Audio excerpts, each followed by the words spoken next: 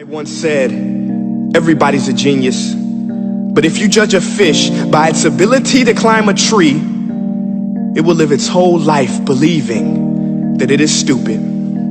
Ladies and gentlemen of the jury, today on trial we have modern day schooling. Glad you could come. Not only does he make fish climb trees, but also makes them climb down and do a 10-mile run. Tell me, school, are you proud of the things you've done? Turning millions of people into robots, do you find that fun? Do you realize how many kids relate to that fish swimming upstream in class, never finding their gifts, thinking they are stupid, believing they are useless? Well, the time has come, no more excuses. I call school to the stand and accuse him of killing creativity, individuality, and being intellectually abusive. He's an ancient institution that has outlived his usage. So, Your Honor, this concludes my opening statement, and if I may present the evidence of my case, I will prove it. Proceed. Exhibit A. Here's a modern day phone. Recognize it? Here's a phone from 150 years ago. Big difference, right? Stay with me. Here's a car from today, and here's a car from 150 years ago. Big difference, right? Well, get this. Here's a classroom of today, and here's a class we used 150 years ago. Now ain't that a shame? In literally more than a century, nothing has changed. Yet you claim to prepare students for the future? But with evidence like that, I must ask, do you prepare students for the future or the past? I did a background check on you and let the record show that you were made to train people to work in factories, which explains why you put students in straight rows, nice and neat, tell them sit still, raise your hand if you want to speak, give them a short break to eat, and for 8 hours a day, tell them what to think. Oh, and make them compete to get an A letter which determines product quality, hence grade A of meat.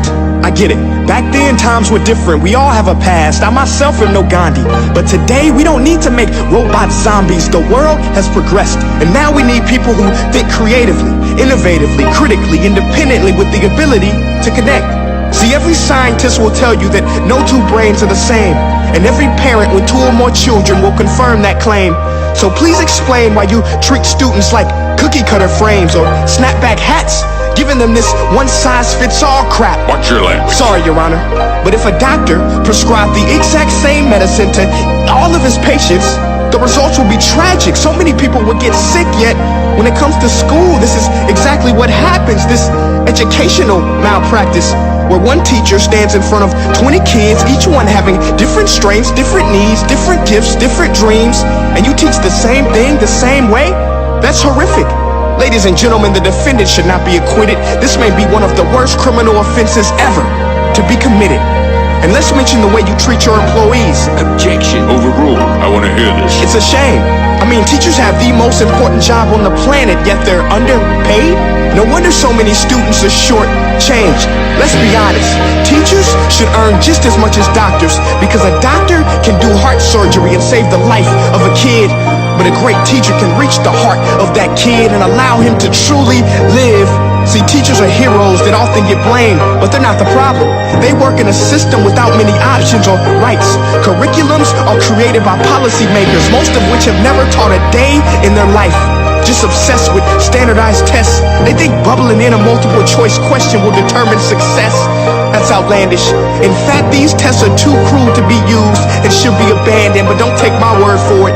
Take Frederick J. Kelly, the man who invented standardized testing, who said, and I quote, "These tests are too cruel to be used and should be abandoned." Ladies and gentlemen of the jury, if we continue down this road, the results will be lethal. I don't have much faith in school, but I do have faith in people. And if we can customize healthcare, cars, and Facebook pages, then it is our duty to do the same for education, to upgrade it, change it, do away with school spirit, because that's useless unless we're working to bring the spirit out of each and every student. That should be our task.